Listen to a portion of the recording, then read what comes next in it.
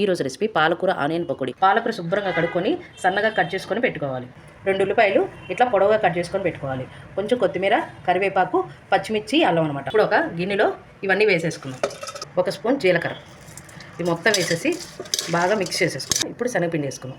కొంచెం బియ్యపిండి వేసుకుంటే కొంచెం క్రిస్పీగా వస్తాయి. 1 స్పూన్ సాల్ట్.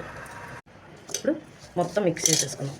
ఇప్పుడు దీంట్లో కొంచెం వాటర్ ఇట్లా కొంచెం పోసుకొని కలుపుకోండి. దీంట్లో ఉప్పు సరిపోయిందో లేదో చెక్ చేసుకోండి. పొయ్యి ముట్టించేసి ఒక బాండి పెట్టుకొని దీనికి డీప్ ఫ్రైకి సరిపడంత ఆయిల్ వేసుకోండి. మనం పకోడీ వేసుకోవడానికి సరిపడంత ఆయిల్ వేసుకోండి. నూనె వేడెక్కింది, ఇంకా వేసేసుకుందాం. ఇలా మొత్తం వేసేసుకోవాలి.